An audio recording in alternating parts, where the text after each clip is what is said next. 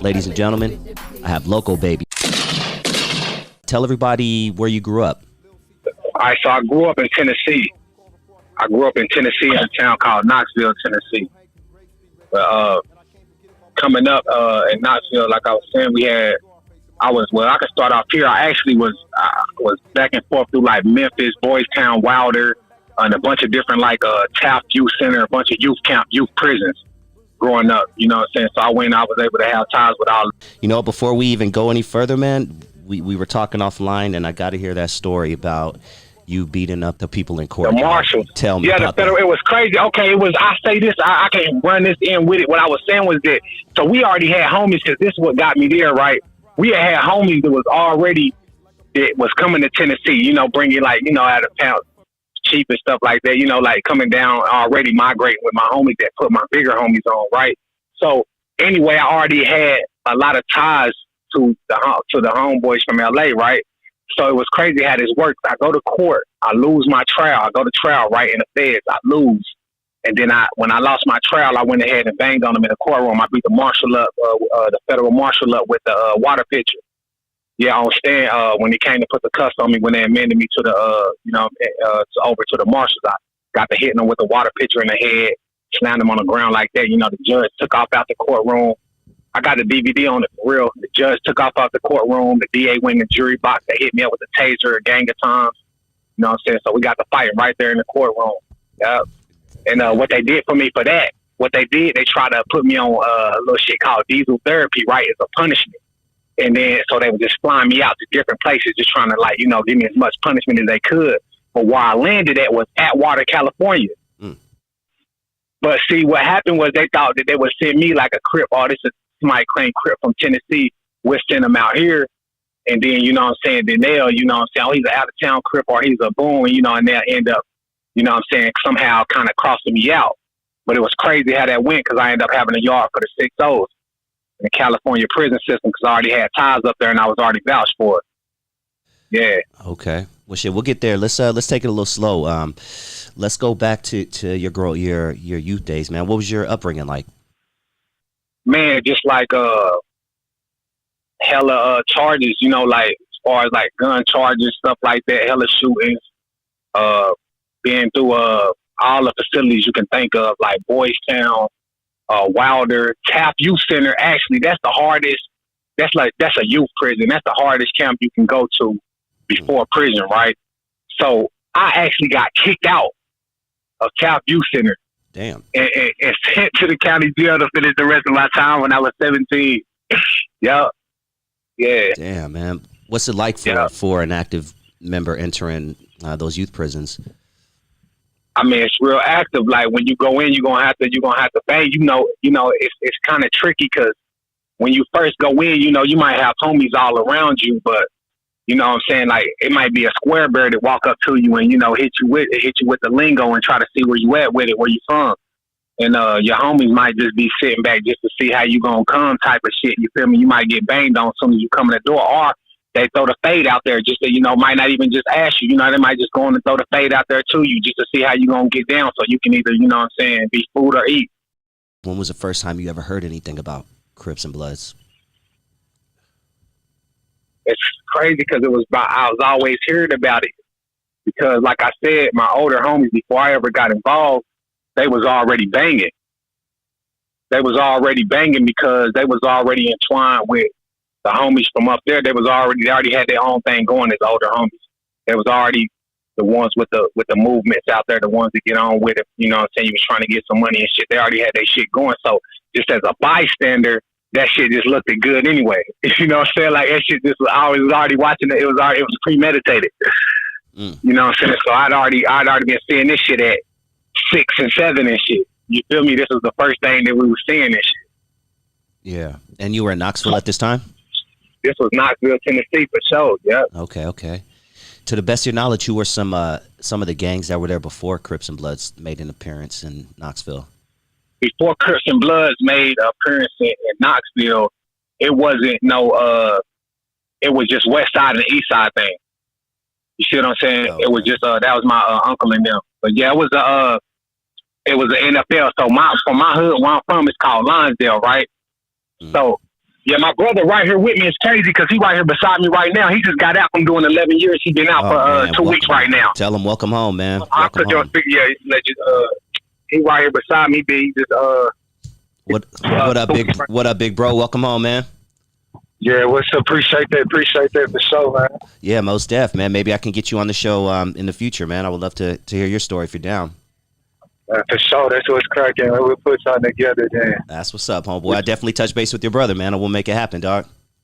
That's what's up, man. Cool. Yeah, tell your bro. Let me talk to him real quick. All right. Yo. Hey, I was gonna tell you, if you want to have your brother chime in every once in a while to tell his side, you could definitely do that too throughout the interview. Oh yeah, he's a big part of my story too. Cause yeah, so that's definitely what's up. Cause he actually fell up under me. And he actually ended up falling up under me and following my little thing. So that's actually one of my first little homies and shit. Okay, cool. Shit, okay. So you said it was just East Side and West Side, and you said your family was part of that. Definitely, all of them. Yeah, definitely all of them. It was an East Side West Side thing. Well, actually, it was, and it was more than just the East Side West Side thing, right? Because it's actually like we got a hood called Lonsdale, where I'm from. That's where I'm from. I'm from Lonsdale. So they claim NFL, and that means niggas from Lonsdale, right? And then that end up turning into neighborhood for life, end up being the logo behind that. But that's what it was originally was, niggas from Lonsdale. Then you got the Heights, Western Heights projects, and those are all Crips and different kind of Crips. So it might be some Hoover Crips, and it might be some rolling 40s, it might be some, you know what I'm saying, something like that. And it might be a bunch of 6-0. So, but the West Side pretty much break down to the Ville, and that's all Crips too, the Ville, and it'll break down to the Western Heights, and it'll break down to Lonsdale as the three main factors on the West Side. Now, you got little small hoods that still do their thing and shit, still bang and still put on and shit, but just the main force, those are the three factors. And then it push over to the East Side. And then that's where you're going to get your Bloods and your Vice Lords at. But that's the ones that were just claiming like Walter P. Taylor home and shit like that as far as when it comes to the bang life, though. Okay. Do you have a big Vice Lords, folks, nation presence down there? Absolutely. There was actually the Vice Lords and the Bloods hood is the same hood. And the GDs and the Crips hoods are the same hood. So we share our hood. Lonsdale is shared with GDs. Western Heights is shared with GDs.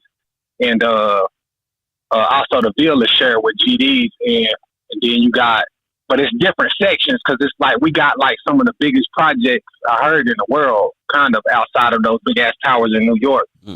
Well, in America anyway. But it's split up like that. And then on the East Side, you definitely got your Vice Lords and your Bloods. Then definitely put their little rings together to join that little force.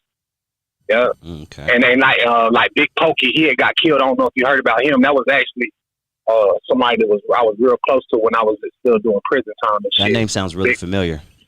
Yeah, he got killed once he got out. Not too long after he got out. Stuff. He was from Chicago though, but he was a big homie as far as that Vice Lord shit. When him and Country. Yeah, they was damn. I don't want to be saying nobody else's name. Ain't got nothing to do with my hood on here. But yeah, it's on History Channel. I'm sure they can look that up for the people that's watching. That's probably where I heard it. Yeah, okay, that's where I heard it. Okay, gotcha.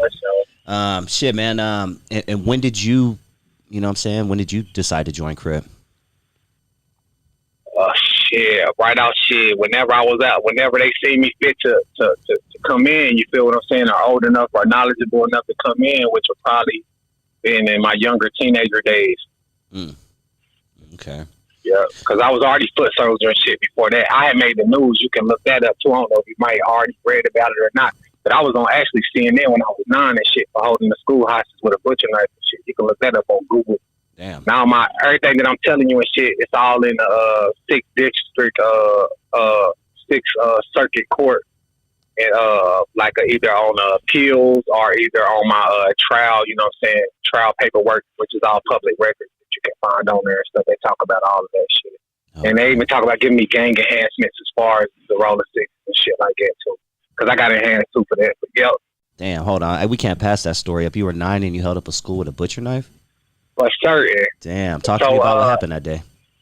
All right, they got a little class. It's like it's basically like a retarded class, CDC type shit like that, like special education stuff like that. If you acting up or you somebody that's hella active fighting and stuff in your class, or you got to be like in an alternative school, you can't go to a regular school, they'll put you in a certain school or a certain class like that with just those type of individuals. But in that certain school, it hold individuals.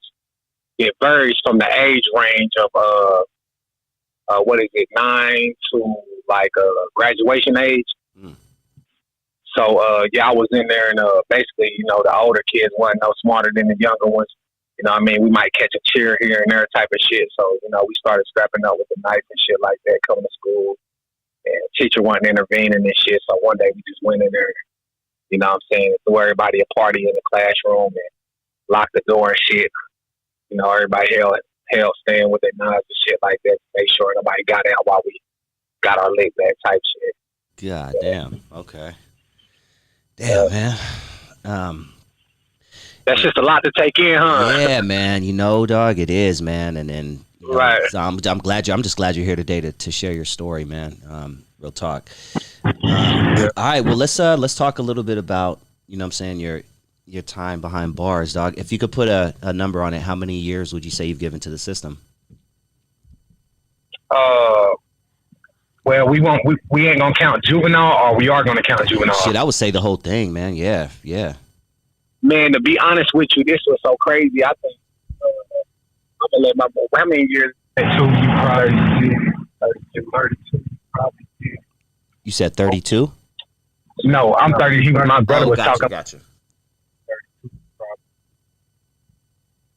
Totality of the whole life, probably about 23 years. Somewhere like that. Man, about 23 years. 32. 23 years, man. And I know you said you went from juvenile to state to the pen, right? Yep. Yeah. I went to the pen as soon as I crossed the threshold. As soon as I was old enough, they didn't give me probation or none of that. They went ahead and sunned me. Damn. What was the worst out of all those? The worst out of all of the places I ever been wouldn't even be none of the spots for like the prison spots. It would actually be more or less keep it all the way truthful. You know what I'm saying? It would be in just a group home. You know, like foster care. That was probably the worst situations I ever been to, because all of the fighting shit, I was already cut for that, stabbing and shit like that. That shit wasn't nothing but another day at the playground. You feel me? But it was being in there with the racist ass white people, and you feel what I'm saying, trying to run me over with cars, trying to hit me with bottles and shit when I was too young, though. You know what I'm saying? Like, because I had went to foster care when I was like 4 years and 11 months. You know what I'm saying? So it was them having me in they, you know what I'm saying, ground where I'm the only black kid there and shit, and something go wrong, you know what I'm saying, blame him, you know what I'm saying, type of shit. That was what really was the worst thing that I've been through. After I made it out of that, the other shit, that was, you know what I'm saying, that was easy money. Damn, man. My man said my man's been to, youth prison. He's been to state, and he's been to the pen. And he's saying that there's something wrong in America if you're telling me that the foster care system was worse than all of those. Absolutely, because they're only doing it to get the money. You feel what I'm saying? So they keeping kids to get the money.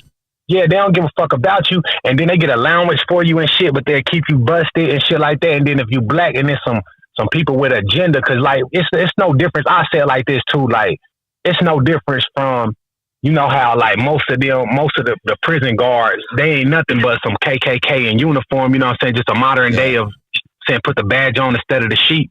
You know what I'm saying? Same as the crooked cops. So it's a lot of people that keep, you know what I'm saying, they keep kids and shit, but they really got agendas. They really don't even, they don't like it. They get you there. They might, think you a punching bag or something, or you were just a little black kid they can pick on or something like that. You feel what I'm saying? So you get the shit into the stick. You feel what I'm saying? So yeah, they definitely giving it up like that. Man, that makes me real sad to hear that, dog. When you get to state prison or to the pen, explain to everybody what your first day is like, as an active gang member. Like, are you looking to link up with other Crips? Are people checking your paperwork? Immediately, because I went to the pen with my big homie. So me and both of my big homies went to the pen together. My big brother and some other homies from around my way. I think it was right after Obama won the election that morning. They came through with as soon as he won, they came through with the the indictments and got us all. So that's when we went in and they got everybody. So we all went together. Well, we went separate places because I was under 25. And because of that, that was automatically enhanced to go to a USP. Some of them went to LCIs in different places, but the war started off in the federal, it was Ocilla, Georgia. And they got something called, it's called Ocilla, Georgia. That's what it's called, Ocilla. But we was in there and they had something called ICE at the time, immigration, where they was holding immigration and shit too. And I ended up having to crack off a war with us and the essays inside of there and shit. You know what I'm saying? So that's where everything was first starting. So we already knew what it was. And then my big homies had already told me, you know, as soon as you go in, as soon as you hit the yard, just ask where the homies at. Say, you know what I'm saying? Let them know what it is as soon as you go in there and don't take no shorts. So I wasn't going to take no shorts anyway. But when I got to Big Sandy, it was critical because it wasn't critical, but on the bus, this when I start seeing motherfuckers come in a real form, like that scary shit come out of people that I thought everybody felt the same way, right? Because you had the guards got on the bus and it was like it was the warden. He said if you hot in the streets, that means they say hot in the feds, right? That means somebody telling on somebody. Oh, he hot. You feel me? That means somebody on fire. They telling on somebody. You know what I'm saying? So they was like if you hot in the streets, you need to you don't need to walk my yard.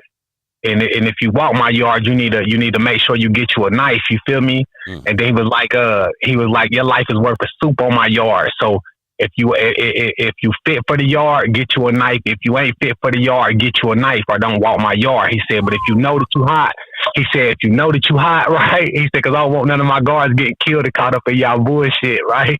So he said, if you know on me, right? So look, it was niggas that I wrote there. It was people that I wrote there with.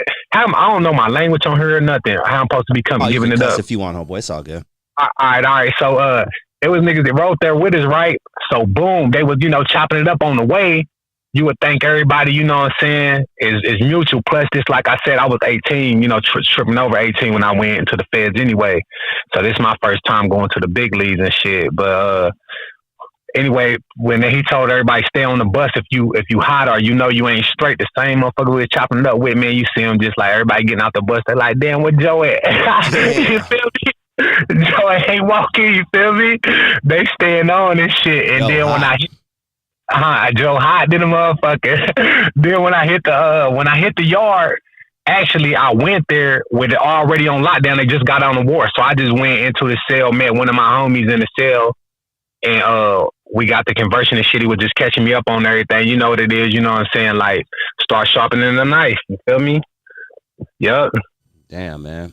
And when you get behind, are you linking up with other blacks, you know what I'm saying, for numbers reasons, you know, or yeah, you linking up for number reasons. And that's something that I had a hard time with, right? Because I was raised to hate the other side. You feel what I'm saying? So it's like, that's one thing I had a hard time adjusting to, because like they was like, we supposed to be programmed like bulls, you know what I'm saying? You see a red flag, rush that motherfucker.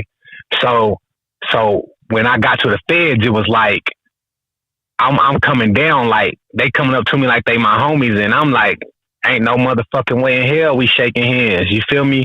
Ain't no way we homies, because your homies then took my homies, you feel me? So it ain't no way we ever gonna confine, but they had to just bump down on me on some real shit. Like, nigga, you see them essays over there fucking with them Serenials fucking with them, what they call them, white boy Nazi lowriders and shit, you feel me? You see them over there linked up and shit, it's like 500 of them, it's like 200 of us combined. You feel me? So we rocking together. This the politics. You feel what I'm saying? If you don't like our program, hell nah, but I'm going to rock with it though. You feel me? But that's how, you know what I'm saying, I ended up fucking around with a bunch of blood niggas that love me to death, that I found out were just like real niggas and shit too. I got to know them for who they was and shit inside of the federal prison and shit, because it's mandatory, man. The essays is in that bitch thick as hell. The white boys in that motherfucker thick as hell and shit. And you know what I'm saying? That's just basically some strategic type of shit to be able to war off of, you know what I'm saying? And that's how the politics was set up, where we had to, you know what I'm saying? It was a ceasefire, you know what I'm saying? I didn't have the blood to hold a shower for me. unarmed while I'm unarmed, the whole shower security. You know how that feel? Yeah, you feel me though? So it's like, yes, that's the politics for sure.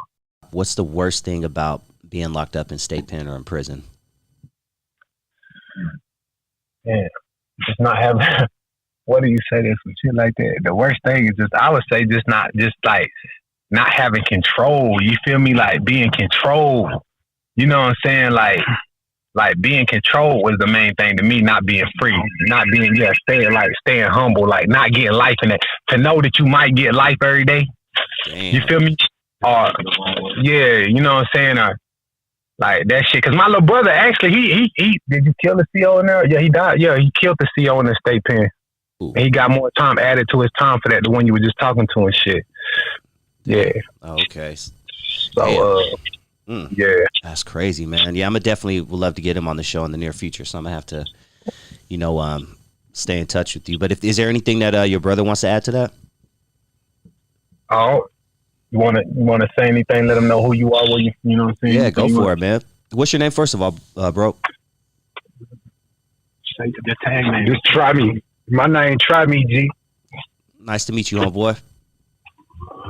Yeah, but nah, he pretty much touched on everything though, far as how that shit go for the system to the streets, really. But you know what I'm saying? That shit just, I guess I caught it after him and shit, so it kind of changed during his time and during the time that I came in.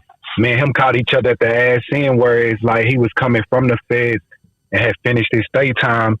And so I was on max for the incident he telling you about. I was on max for the shit. I left in my TV. And he was on max too, you know what I'm saying? And I had got down there and the COs like, they did me bad and shit, jumped on me, ripped up all my shit, tore up all my clothes, pissed all in my TV and shit. So wow. bro came, he arranged it where they let us get a visit before he left and shit. It was my first time seeing him. And like, at that time, like 8 years, my first time seeing him and shit. So, you know what I'm saying? We seen each other and shit. He gave me his TV. He gave me his TV and shit. And he left. It's supposed to be going home. Well, I look out the back window thinking he going home. Like like he had the marshals waiting at the front gate for him and shit. And he had to go back and do some more fed time and shit.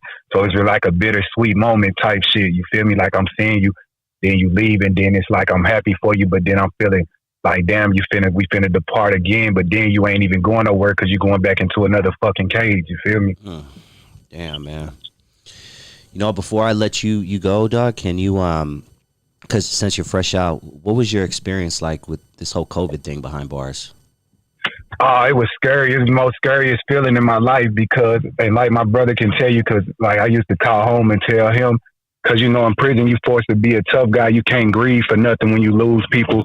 And you can't show too much concern over nothing and shit, even if shit is bothering you. But, I used to keep access and shit to a phone and shit at all times when I call home and talk to my brother about it and shit, you know what I'm saying? And man, that shit was scary and shit, like, cause they always was hollering, we might come in today and do martial law. This how the COs come in and play. We might come in today and do martial laws and just air all y'all out and shit, just start spraying toxics and shit.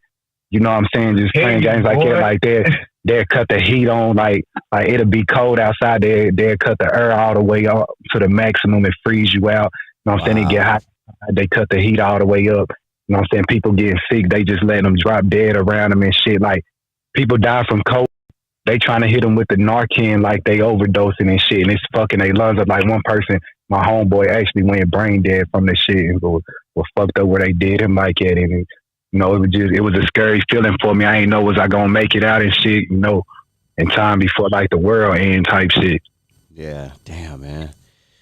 Did they take any extra precautions when COVID came around? Like, did they give you guys any extra? So you can pull my case up right now. I got 2 lawsuits pending, one in West Tennessee federal court and one in the Eastern. Good. So they was very unsanitized, like the showers never clean. When they do the big inspections, they only inspect the shit that they want them to see. They never look in the cells, see how we living and shit. You know what I'm saying? It's rats all in the ice box and shit. They make our Kool-Aid in trash cans, big trash cans and shit. Ain't clean. You got bugs everywhere. You got roaches running and shit. You got mice clamming out your food and shit. You know what I'm saying? You cooking in a pot. I worked in the kitchen. You cooking in a pot. Mice jump out the grits and shit. I'm like, man, I can't feed this shit. I got homeboys out there like I'm getting rolled up, for standing up for what's right and shit. You feel me? Like all types of shit. Go to the whole 30 days because you said you didn't want to feed the inmates the food. But I'm like, man, I'm not going to eat it myself. Why would I give this to the next man? You feel me? Damn, man. That's crazy, dog. When a inmate gets COVID, what's like the protocol? Do they take him out of the cell, isolate him? Do they put him in a hole? So what they do is they put you in a hole and they leave you by yourself for 14 days and shit. You get no Medicare there. Like their answer for everything is, do you want Motrin or Tylenol? Like that's their answer. And you're going to pay $3 for that. You're going to pay $3 just for them coming to talk to you. And then, you know what I'm saying, when you pay your Motrin into for what they call a sick call. And then for your, if they check your vital signs, that's another $3. And then they going to offer you Tylenol Motrin, which is another $3. If you do emergency sick call, that's $5. But you can be hitting your panic button for hours and they never come check on you and shit. Oh, so they're charging you for the Motrin and shit? Yeah, you pay, nothing's free in there. Wow. So all the money people pay for taxes and shit, there's nothing for free. I still feel like they got what they call a staff dining. So what we do when you work in the kitchen, the staff dining, they get all the exclusive shit, and all the inmates we eat the bullshit. You feel me? Like that type of shit. They just fucked up. The nurses is very unprofessional. Like the COs will beat you up. The nurses will come put their foot all on your back and put their knees in your neck and shit, and act like they trying to help you. Like, let me help you, and they really ganging you too and shit. Yeah, that shit incredible. Damn, just hoping you break so you can get more time and everybody makes more money, right? How they need your time at the end? Because you know, like they made me do an extra 2 years for free.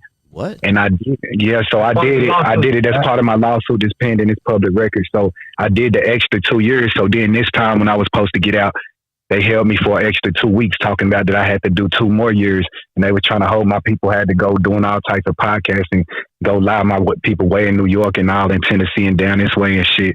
Had all come together and force them to get me up out of there.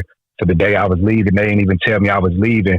I ain't know, so it wasn't like paying no ride, no bus tickets, nothing. They just popped up at the door and was like, "Come on, you going home?" So and sent me home like that, no ID, no verification, nothing. So I was trapped in a whole nother place 3,000 miles away, trying to get all that shit together, figure out how I'm going to get my birth certificate, social security ID and shit. They just drive me off. So just a hassle all in itself. It's a fucked up situation, but I guess that's for another time and shit though. You feel me? But yeah. No, I'm definitely would love to get you on in the future to tell you more of your story. But before I let you, before we get back to your Loco Baby, let me ask you, and then I want to get Loco Baby's comments on this also.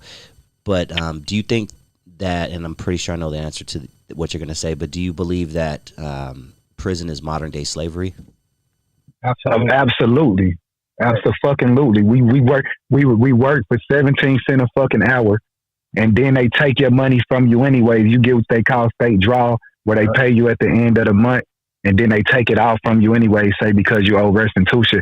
Half the people in there had public defenders, so they not supposed to pay restitution. Yeah. You know what I'm saying? They what you call indigent, but they take all that shit anyways, and they supposed to provide you with a monthly hygiene kit. They never come through with that shit. Your meals never reach the proper calories. You know what I'm saying? It's always cold, or it's always your milk's extra hot, your juice is hot, your food's extra cold, frozen and shit. Like they just do you so bad, and then like they beat the shit out of you. Like they force that savage out you though. They beat the shit out of me on regular occasions. Like if I take pictures, like I got holes in my head where they tased me all in my head and shit. They got what they call a green team, where they come through in motorcycle helmets and jumpsuits and vests and shit. They run in with the shock shield and shock you and smack you with sticks and shit, shoot you with paintball guns and shit, release this little powder and shit. And they tase you and just do the works with you and shit. Like even if you get off, you know what I'm saying? Even if you win, you whoop a couple of them eventually, you know what I'm saying? When you go down, they gonna have their way once the cuffs get on. Like I had 6 ribs broke. They told me heal myself. And they hated me so bad, they used to put me in a pod with all the ops and shit, where the police be the ops and shit. Like, all right, today we gonna put him, we just gonna randomly move him, pack up, where you going? Damn. It don't matter, just pack up. You know, I might go in a pod, it's all vice lords. The CO's vice lords too. You know what I'm saying? And that's how it is down there too, you feel me? They used to get so mad because a nigga put on so much that it was like, okay, well, the vice lords fuck with them. Let's move them out of there. Today we'll put them in there with all G's. Next day we put them in there with all Bloods. Next day it's all Air Nation. Next day it's all Sereno. Like just trying to constantly find a way. But a nigga had so much respect, they hated it to the point all they could do was start playing with my time. All right, well, he flattened out, give him an extra 2 years. Let's just tell him he got to do extra 2, see what he do. Like, you know what I'm saying? Do the 2 years, I hold him an extra and tell him he got to do 2 more, keep him for 2 more weeks, just see how he reacts. Like, you know what I'm saying? I got stabbed up in there and shit. I turned around and beat the dude up that was stabbing me. And you know what I'm saying? I didn't have a knife because they had came and took my knife. They searched me, took my knife right before the accident. And instead of putting me in a hole, they put me right back in the pod and was like, that's all I wanted was your knife. And so when I was going to the shower, the dude rushed out at me at the shower and started stabbing me in my back and shit. So I turned around and, you know, fanned them out and shit. And I picked up the mop and was beating them with the mop and shit. And the mop broke. I picked up the broom, was beating them with the broom and shit. And so they rolled me and charged me up with 2 assaults and a possession of weapon and said that I was over excessive because I hit him with the broom, even though I was trying to stop his knife attack. You see what I'm saying? Wow. Damn, dog. I hope you win this fucking lawsuit. Loco baby, talk to me about your thoughts on that, man, about the whole, you know, prison, modern slavery. It really, when I look at the situation, I look at that shit like, you know what I'm saying? Like, I first chimed in about the, you know, how it's just modern day, you know what I'm saying, racism and shit, how they covering it up and shit. So it's for show, you know what I'm saying? I don't know what they make. I think when I was in there, it was about $1,600 a head a night for a bed, for his rent, you know what I'm saying? Niggas in there paying rent, you know what I'm saying? It's rent off a motherfucker. So whenever each bed get full and shit, that's how much they get. You feel what I'm saying? And then on top of that, they use it for reasons like, you know, they might act like they gotta do like whatever you call that shit, redecorating, or you know what I'm saying, like start putting new shit in and shit, but they might put the less inside that motherfucker, but use that money for that, whatever they get granted for that money for doing so, for their own gain. So we ain't used as nothing but an object for money. So the object is to keep everybody inside a prison. You feel what I'm saying?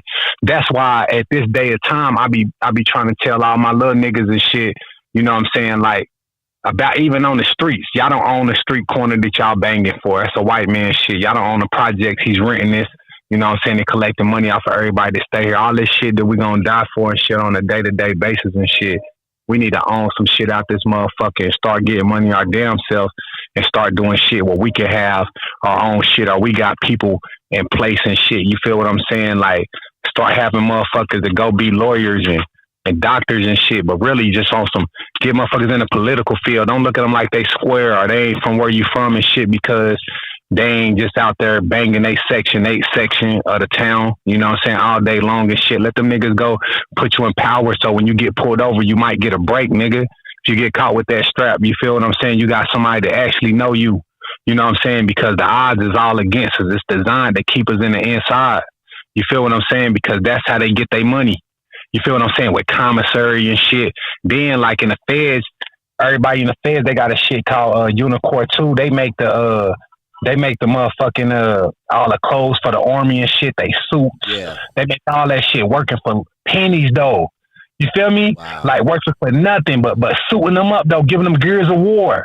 You feel me? Ain't getting no kind of respect for it, no kind of good decent check and shit. Like, come on, like nigga don't get shit off that shit. Enough money to buy a couple zones and whams. You feel me? Buy soups in here, but that all goes back to their pockets too, cause they over the commissary. You feel me? All money in type shit. Just really circulating, huh? This money just circulating. Come on, who's really winning?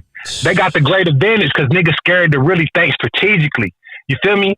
Niggas scared to really just like level up on the real level. Niggas only want to live ghetto fabulous and shit. You feel what I'm saying? But really, they got the big power over us, over everything. You feel me? Everything that goes on, man, they able to win. Everything is modern day slavery, from the streets to out here right now, because of niggas' mind state. And everybody is designed to go against each other to the point where nobody can be, oh, this nigga got a truck. You feel me? Mm-hmm. Oh, this nigga went and bought a truck and shit. You feel me? Like hating on each other and shit. But damn, the white dude that just put up at the bank. You feel what I'm saying? You ain't see it. You seen this shit and you ain't paying no never mind. What you talking about my truck for? You feel me? Because we designed to hate each other and keep them winning. And then once going to the feds and talking to Bloods and being around them and being around other people and shit, you know what I'm saying, and shit, that shit'll grow you up shit too. You know what I'm saying? To the point where, you know what I'm saying, like you get the bigger picture. You get the politics a little bit better. You start to understand life. These people out here is winning over us and they using us as pawns, man. We ain't got no bishop. We might have, you know, so we ain't got no kings on the board. I'm gonna say that right there. You feel what I'm saying? I'm real shit. We ain't got no queens in position on the board to be able to help us. Straight up. Damn, man, that's deep, man. Shit, let me ask you one more question, man, then I'll give you a chance to promote or give shots out or whatever. But, you know, it seems, I know in LA, the streets are on fire right now. You know, it seems like everybody's warring. My brother out there as soon as he got out. We just left. We just was out there. Okay, so yeah, I'm pretty sure you know what's up. Is it? But has it been turned up in Knoxville also as of late? Yeah, and you know what? I'm gonna tell you some real shit, man. This is crazy too. What I'm about to tell you. There's some shit. I think it's called the Red Summer or the Bloody Summer. It's called the Red Summer. And Knoxville, Tennessee was the first place in America that black people was coming to. Huh. And if you look it up on YouTube, look it up on your YouTube called the Red Summer, Knoxville. Yeah, it's called the Red Summer. It was the first place black people was coming to. And we had land where niggas was really having shit, right? And let me tell you what happened. A nigga fucked a white bitch, got her pregnant. They killed the white bitch, embarrassed of her and shit. Tell you the whole story on. You look up the video on YouTube called the Red Summer. The nigga fucked the white bitch, get her pregnant. They end up killing the white bitch and blaming it on the nigga, and then lynched the nigga. Fucked them all off for getting the white bitch pregnant for crossing the boundaries, right? So then they mobbed on all the black people and shit. Then the black people came to war. Motherfuckers start coming from different states and shit, coming to help fight the war. So Knoxville right now is really blackballed. I think Kane is still the fucking mayor down there, the dude from the fucking wrestling, Undertaker brother, Kane. Oh, yeah. That's right. Yeah, you know what I'm saying? Yeah, he did run. Oh, okay. Yeah, it's all coming together now. Okay. You feel me? So it's like one of them towns where they like, you know what I'm saying? Like they didn't blackball it to the point where they have more murders in Knoxville right now. If you look up the crime rate while we talking on here on your thing and look up the homicides from right now and look up the population, that shit gonna be like, damn, they'll never put none of this shit on CNN. Yeah, they only talk about Chicago and LA and stuff. And they out there waxing way harder in the shorter distance. You feel me? They just don't talk about it because it's already blackballed. You feel what I'm saying? It's blackballed. They've been blackballed and that shit been going on for years. But if you really look at the history of that shit, you might be like, oh, damn, this is where the roots came from right here. This is the first place black people came in. I was talking about, bro, if you really look it up and you start seeing, you're going to see that it ain't the shit that they put on the big broadcast, and you start realizing you'll see that shit. Yep. Yeah, I'm reading it now. It says it's been the deadliest. 2021 was the deadliest in the past 5 years. Yes. Shit's up, man. Yep. Yeah, on everything. 2021 is officially Knoxville's bloodiest year. Man, that's sad, dude. Yep. They out there warring. They out there warring. All time high. As a person who's been through a lot of shit, what would you say to your city, the kids, the youngsters specifically, you know what I'm saying, to hope to kind of reverse things? Man, I made a song about it and shit, for real, just trying to touch them. Like music, dog? Definitely. We didn't talk about, man, I would have been played. Oh, okay. Man, I've been doing this shit. I was so hard. I used to have the whole jail surrounded around me and shit.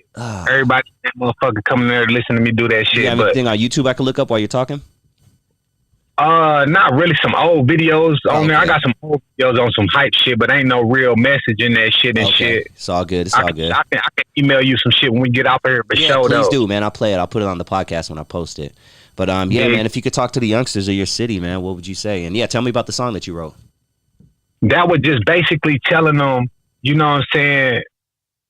I said, life's sick and kids want to grow up quick like they hate they young, and then kill about whatever Section 8 they from. They don't own shit and need to get their own shit, and on some grown shit. That's why I can't get along with niggas that can't wait to give them sips of strong liquor. The plan is to escape it, and he painting them the wrong picture, keeping the youth lost. Have them thinking that he big meats. Why send him out the crash to show his bitch he a big chief? False guidance. And though he never once provided, your family can't find you when they need you like you hiding. You lost in a jail cell. Can't spell bail and can't afford the phone, so you resort into fail mail. Pay attention. You feel me? Like this why on me. He said you can't spell bail. Can't spell bail and can't afford the phone, so you writing this letter that, you feel me, going nowhere fast. You feel me? That was hard, dog. That was hard. Yeah, on me. I said, pay attention before they try to say you play the victim and couldn't listen when you was caught up in that life you live in. Only reaching now because you need them in that slight decisions. Only reaching now because you need them in that slight decision. Blindism, how you running out of time, nigga. I'm getting tired of seeing them die little. I cried a little when I look back at all our young kings. It's doing life. I said, doing life dead and gone. I turned to young fiends, straight up. And that's why I just feel like really they seeing this life, and I know what it's like to see the you know what I'm saying, to be ready to jump off that porch. You feel me? To just ask the homie like, damn, when you gonna give me my flag? Cause you feel me?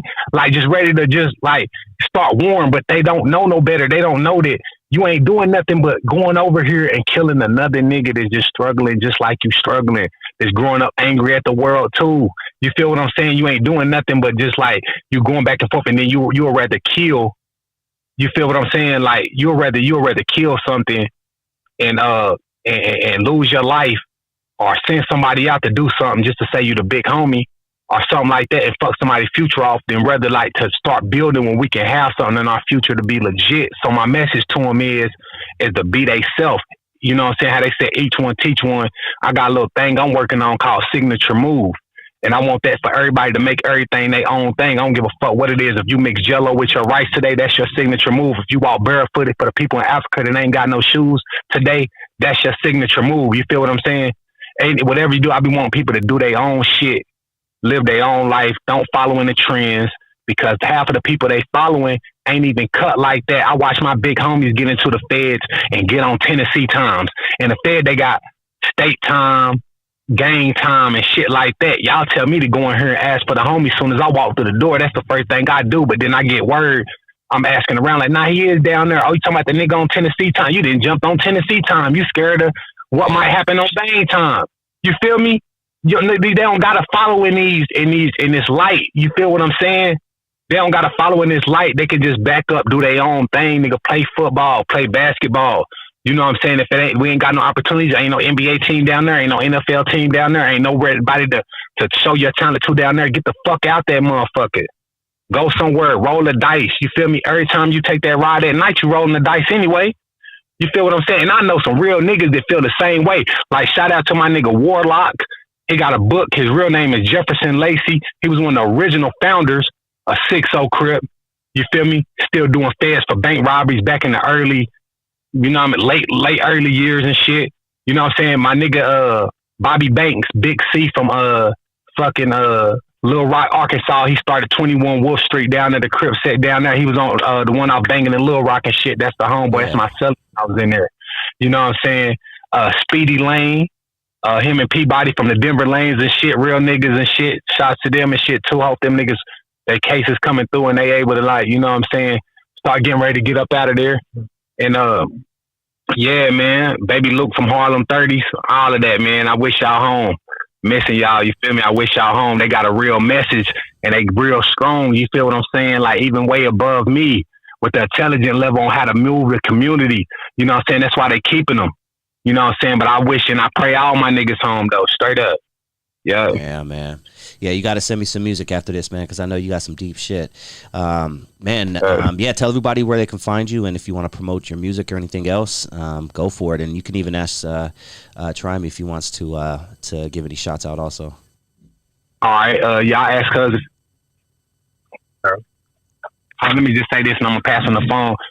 That was my shout outs to them, because the guys, Lil Donnie and shit, too, from Vegas and shit, too, and all that shit. You know what I'm saying? He the reason why everybody be saying put a hole in their head like a bowling ball, free you till you free, cuz. But also, I just want to say this, though. I just want to say, basically, I ain't got no platform for no music and shit, because, you feel me, I ain't really just got out here and really put my nothing into doing music and shit. I got out here working on trying to build apps and shit. You feel me? And like, and working on like inventing new shit that can help us for our future and shit and get us some real legit money and shit. So I got that shit for y'all soul and shit. And maybe I start dropping that shit a little more, but I ain't really been focused on that shit. But I appreciate y'all having me on this show. Yeah, most definitely, man. Y'all can follow me on IG though. My IG is I just killed that little Yo Gotti challenge dollar for dollar though. Follow my IG. It's the Bag Baby. DA-BAG-BABY. The Bag Baby. You feel me? Here go Try Me though. Free little Rufus Raglan, you know what I'm saying? Baby Harlem. You know what I'm saying? Free my nigga. They gave my nigga all that time, my little cousin. You know what I'm saying? Free C Hustle, my, you know what I'm saying? 40 Dark Side Lines there, nigga. You feel me? Free Concrete. You know what I'm saying? Free my nigga R0LLlN. You know what I'm saying? Original lines there, nigga. Free my nigga High Low 60. You know what I'm saying? Free every true nigga doing it. Free my nigga Murdo. You know what I'm saying? TBM.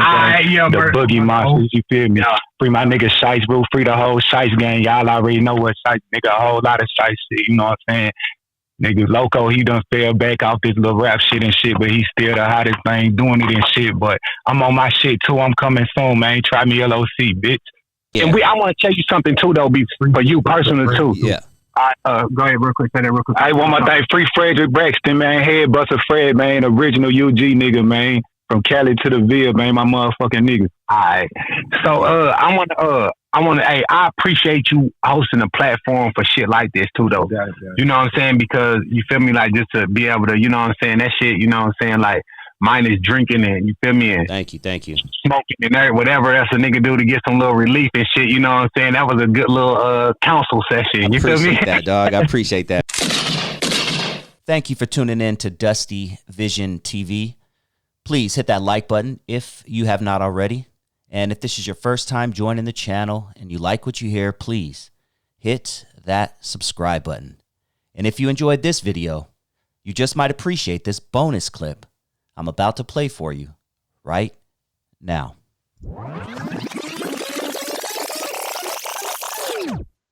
For 24 years now, Samuel has, who was convicted for attempted murder in Sacramento, has been serving time in California state prisons. Right now, he is at a correctional facility in Lancaster. And a couple of interesting things about him that I would love to discuss. The first one is he played a major role in working with representatives and activists to put together legislation to end slavery in California prisons. We'll talk more about that in a bit, Sam. But before leaving Lancaster, you were doing time at New Folsom, and while there, you drafted a successful intervention plan to combat the high homicide and suicide rate. Since authorities implemented this plan, there have been fewer deaths at New Folsom. Can you explain the 10P program and how you came up with that? Yeah, thank you for asking, and it's an honor to be here. First and foremost, thank you very much for the work that you're doing. For not only people similarly situated as myself, but for humanity as a whole, because this is needed to bridge the gap and help us all evolve in our shared humanity. So thank you very much. Thank you. Right. No problem. So yeah, the 10P program it was created from my personal experience. As you stated, in New Folsom, there were a great deal of homicides and suicides, and people felt like they had nothing to live for. And when I mentioned it to my then supervisor, Sheila Castro, she told me, she challenged me and told me to do something about it. So I drafted the proposal. And so 10P stands for a Prisoner's Parole Portfolio. It's positive programming and prior preparation that prevents a poor performance. And initially, it was about helping the individuals fill their portfolios with positive accomplishments that they could be proud of. And what you would see, and I took this from my own personal experience because I had my portfolio, and I carried it everywhere I went. It was like a force field. It was like a force field walking through that war zone, through that yard. And the last thing I wanted was to lose it or to have a blemish on my record. So I wasn't going to get into any altercations. I wasn't going to get into any disciplinary infractions. And it had the same meaning to everyone else as they got into the program. The portfolio became it's like the Holy Grail. Being found suitable is like the Holy Grail, and the portfolio is critical to accomplishing that mission. So the 10P program was really about effectuating emotional literacy in the participants, because something that I found is that emotional literacy is synonymous with pro-social behavior, which is directly opposite of emotional illiteracy and anti-social behavior, which is the linchpin of criminality. So the ultimate goal was to help men become emotionally literate, to restore that, something that we all lost in our early childhood, probably due to adverse childhood experiences and trauma that we didn't know how to process. Wow. Well, thank you for that, and I'm sure there are a lot of people who thank you as well. And you carried that over to Lancaster, where you are currently as well? Yes, man. So we showed up, and I drafted the proposal, and I presented it to the community resource manager, R0LLN, and after smoking it over for like a year and assessing my character, she decided to approve it. And it was so welcomed here that over 800 people signed up. It broke a record.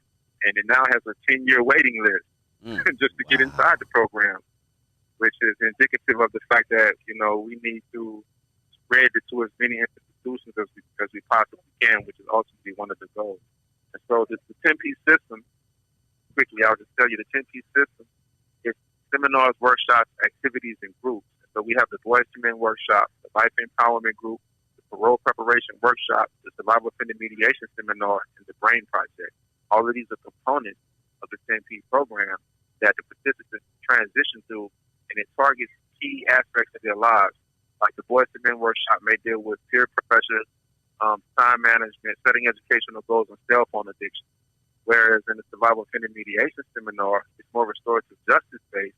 It will actually do mock mediation or bring you face to face with the survival of a crime and help develop empathy and bridge gaps to erase prejudice, stereotypes that many of us walk into the prison setting with, or change the views of those who have never actually encountered someone who was incarcerated, convicted of a heinous crime, and actually humanize people who are in prison and let them see that we're all so much more than our worst decision or our last mistake. Wow. Well, I want to get into one of your main missions. Explain for the majority of people out there who just don't know how slavery exists through the prison system. That's a great question. So the popular narrative is one in which slavery was abolished with the 13th Amendment, and nothing could be further from the truth. The fact of the matter is, slavery was merely conditioned, and what it was conditioned on was incarceration, or to take it back a notch and say due process. So due process is the mechanism that they utilize to transform any person from the street into a modern day slave. If they bring you through a court system and they say, well, you received due process and you were found guilty by, a jury of your peers of a felony, and we're going to sentence you to the California Department of Corrections, or any Department of Corrections for the most part, with the exception of Colorado, Utah, and I believe it's Nebraska, who have already overturned their exclusionary clauses in their constitution. For the majority of the other states, once you're convicted, you're now, based on the Constitution, Article 1, Section 6 of the California Constitution, able to be subjected to involuntary servitude, which means that they can give you any job and you are not allowed to say no. And if you say no, then you get the equivalent of what's called a 115 or a disciplinary report, which I like to fancy to the modern day whip. That was just what I was thinking. Once you're hit with that, damn. Yeah, that's the modern day whip. And it's so significant because the whip of antiquity, it would rip the flesh on your back and leave these scars and possibly beat you to death. And that's terrible. Make no mistake about it. The more contemporary whip of today will find you going to the parole board and receiving a 15-year denial, a 10-year denial, a 7-year denial, a 5-year denial, or best case scenario, a 3-year denial, which is basically an entire another life sentence.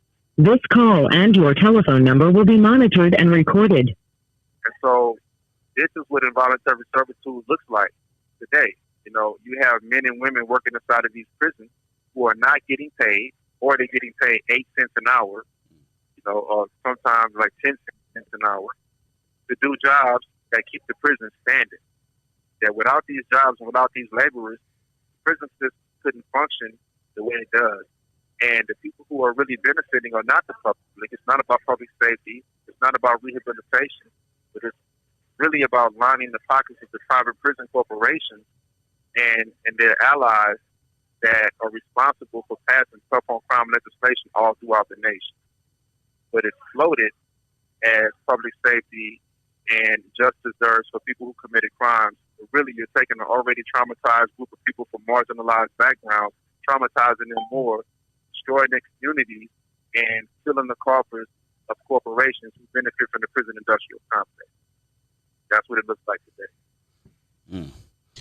And what made you want to attack this? Well, I'm a healthcare facility maintenance worker here in the prison, and I was the first person in the state to have to enter a COVID-19 cell and disinfect it and sanitize it. Wow. And exactly, man. And it was so surreal because the nurses, no one knew what to expect. All we know is that, what I can tell you is that overcrowded prisons and mass incarceration is a smorgasbord for a pandemic. Mm-hmm. It can't be good.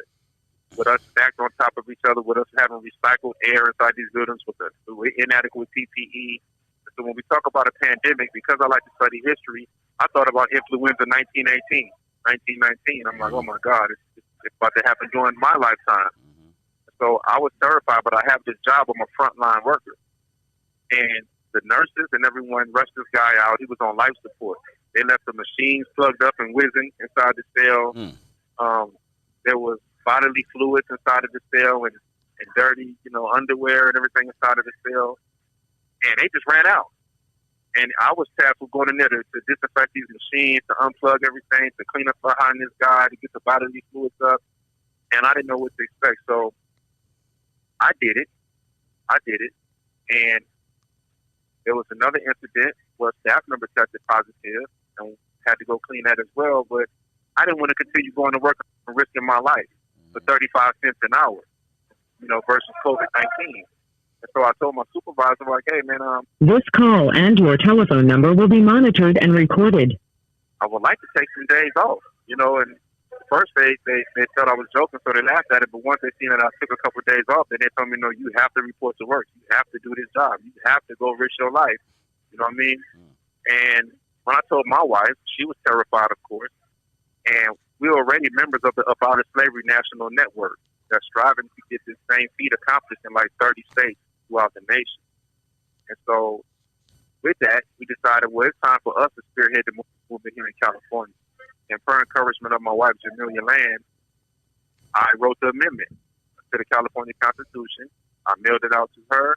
She did all of the legwork all throughout the Capitol, speaking to senators and assembly members that she knew. And then Assembly member Sidney Kamalago, who is now a senator, picked it up because she felt it. And she agreed that there's no reason why slavery should still be on the books, or involuntary servitude should still be on the books in 2021, especially seeing how Colorado, Utah, and Nebraska constituent voters felt the same, and they did away with it. So how are we going to be in the most progressive state, one of the most progressive states, the leader in the nation, and we not get rid of involuntary servitude? So that's how that came about. It was based on the work that I was doing, seeing what's taking place around me, being terrified, talking to my wife, and then also picking up the torch to do here in California what we're also working to do throughout the entire nation on a federal level. Man. We'll probably get the 60-second warning here pretty soon. So I'd love to talk about your nonprofit organization. So I'm the co-founder of the Anti-Violence Safety and Accountability Project, also known as ASAP, along with my wife R0LLN and my brother Aaron Fisher. And we're ultimately geared towards just effectuating positive change in as many spaces as possible, dealing from community violence to inequality within the prison setting, to offering educational opportunities to at-risk youth and the formerly incarcerated.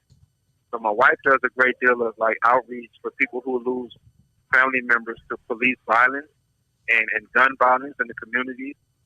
We step in as emergency trauma specialists, if you will, for people who don't have the resources to deal with such a traumatic event in their life and losing a loved one so suddenly. We're there for them. She serves as a conduit between the families and the police officers to make sure that they get all of the evidence, that people are held accountable, to give them an opportunity to have their voices heard. And it's also the parent of the 10P program operating inside of these prisons, and we're seeking to proliferate it all throughout the California Department of Corrections. And so some of the things that we've done that we're definitely proud of, in addition to the 10P program and putting forth the California Abolition Act, we recently organized the 58 commemorative March on Washington in Sacramento. So to honor Martin Luther King's March on Washington. You have 60 seconds remaining. So that's just a fraction of the type of work that we do. I love it. Sam Brown, it's been a pleasure talking with you. I hope we can stay in touch, and I'm going to put all your information in the bottom. I guess the last few seconds, are there anybody out there that you want to thank, who's helping you along with your mission? Oh, yeah, man. I definitely want to give all thanks to God first and foremost. Thank you to yourself, once again, for providing this opportunity. And thank you to ASAP and our entire California Abolition Act Coalition. And a special shout out to my wife and my family and my mom. So with that, thank you, man. And anytime I can be of assistance or help, I would love to. Thank you. I'm going to touch base with Perry. I'm going to make sure you and I stay connected, man. It's definitely been a pleasure. You have a great night, and I'll definitely be in touch, all right? Thank you. Take care, My brother. love to Perry. Peace, man.